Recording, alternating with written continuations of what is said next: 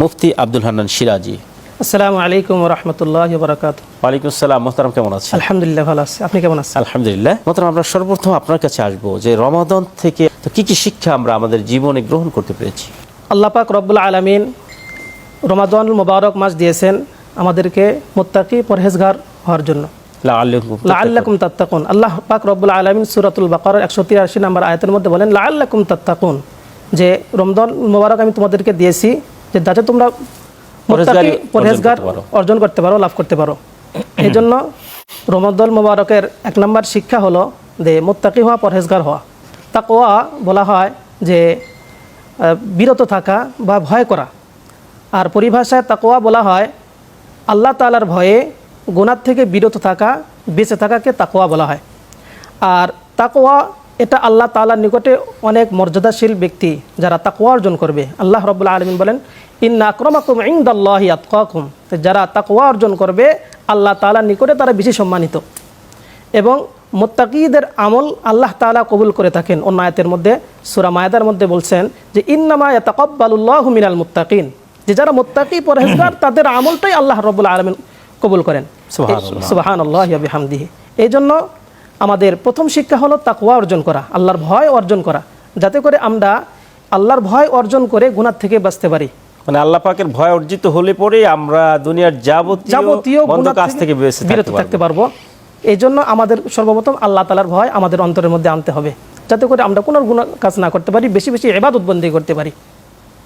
2 নম্বর যে কাজটা আমরা রমাদানুল মুবারক থেকে শিখেছি, শিক্ষা অর্জন করেছি, সেটা হলো কোরআনুল কারীম তেলাওয়াত করা, শিক্ষা করা। যেহেতু এই রমাদানুল মুবারক মাস এটা কোরআনের মাস, এই মাসটা দামি হয়েছে কোরআনের কারণে। যে মাসে নাজিল হয়েছে সেই মাসটা দামি হয়ে গেছে। যে রাত্রে কোরআনুল কারীম নাজিল হয়েছে সেই রাতকে আল্লাহ রাব্বুল আলামিন অনেক দামি করে দিয়েছেন। এই জন্য এই মাস থেকে আমাদের শিক্ষা হলো কোরআন যারা আমরা শিখতে পারি নাই আমাদের শেখা এবং এই মোতাবেক আমাদের জীবন যাপন করা।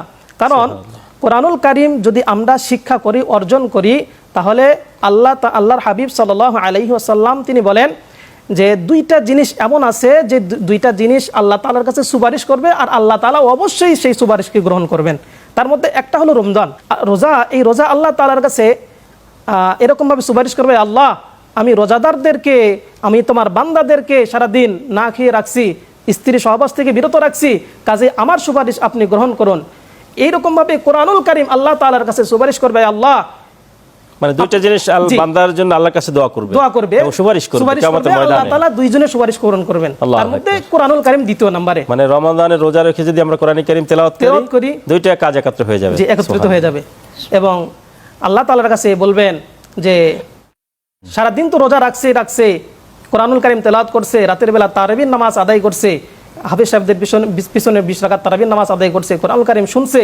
তো এই কোরআনুল কারীম আল্লাহ তাআলাকে বলবেন যে রমাদানুল মুবারক মাসে তারা কিয়ামুল লাইল, তাহাজ্জুদের নামাজের মধ্যে পড়ছে, তারাবির নামাজের মধ্যে কোরআনুল কারীম পড়ছে, আদায় করেছে, জিকির করেছে, যার কারণে আল্লাহ তাআলার কাছে সুপারিশ করবে। আল্লাহ রাব্বুল আলামিন 2 জনের সুপারিশ গ্রহণ করে দিবেন। আলহামদুলিল্লাহ। চমৎকার করে বলছেন যে রমাদান থেকে তো মোহতারাম বলছিলেন কন্টিনিউ করা আমলগুলো, আপনি শিক্ষার ব্যাপারে আলোচনা করেছিলেন এবং 2টা পয়েন্ট আউট করেছিলেন, ওখান থেকে যদি বলতেন। জি, 3 নম্বর পয়েন্ট হলো যে রমজান মাস এটা সহমর্মিতার মাস। এই জন্য একে অপরের প্রতি দয়া। নবী করিম সাল্লাল্লাহু আলাইহি ওয়াসাল্লাম বলছেন যে তোমরা রমজান মাসে যারা তোমাদের চাকর বাকর আছে তাদের কাজকে তোমরা কমায় দাও, তো একে অপরকে তোমরা সাহায্য সহযোগিতা করো। স্ত্রীর কাজে পারতেছে না, তাকে একটু সাহায্য সহযোগিতা করো। তো এইগুলো শিক্ষা আমরা রমজান থেকে পাই। নাম্বার 4 যে শিক্ষাটা আমরা পাই সেটা হলো ধৈর্য ধারণ করা। যে রমজান মাস আমাদের সামনে খাবার একদম রেডি আছে, এরপরে ঘরে সুন্দরী স্ত্রী রয়েছে, হালাল স্ত্রী রয়েছে, আমরা সেখান থেকে বিরত থাকতেছি। মানে আল্লাহ পাকের বিধানকে প্রতিপালন করে আমরা এই সব বিষয় হালাল জিনিসটাকে আমরা অ্যাভয়েড করছি। জি, অ্যাভয়েড করতেছি, যার কারণে আমাদের এখান থেকে আমরা ধৈর্য শিখতেছি যে কোনো বিষয়। নবী করিম সাল্লাল্লাহু আলাইহি ওয়াসাল্লাম হাদিস শরীফের মধ্যে বলছেন যে রমজান মাসে কেউ যদি তোমাদেরকে গালি দেয় তাহলে তোমরা তাদেরকে গালি দিও না, বরং বলো যে আমি রোজাদার, এতটুকু তোমরা বলো। তার মানে ধৈর্য ধারণ করা রমাদান আমাদেরকে শিখাইছে। 5 নম্বরে যে বিষয়টা রমজান থেকে আমরা শিক্ষা পাই সেটা হলো ইখলাস।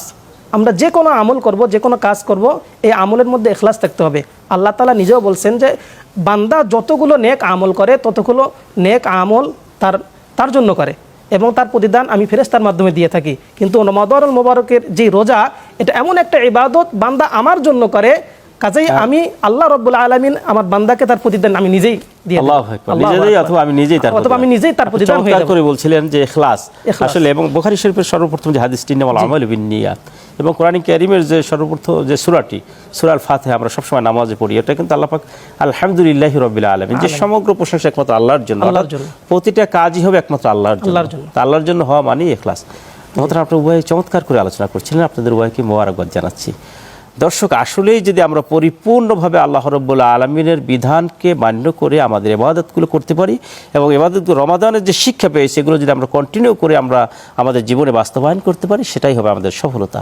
সে আশাবাদ ব্যক্ত করে আগামী পর্ব দেখার আমন্ত্রণ জানিয়ে আজকের মতো এখানেই বিদায় চাচ্ছি। হায়দা মা ইনদি ওয়াল ইলমু ইনদাল্লাহ আলাইহি তাওয়াক্কালতু ওয়া ইলাইহি উনীব।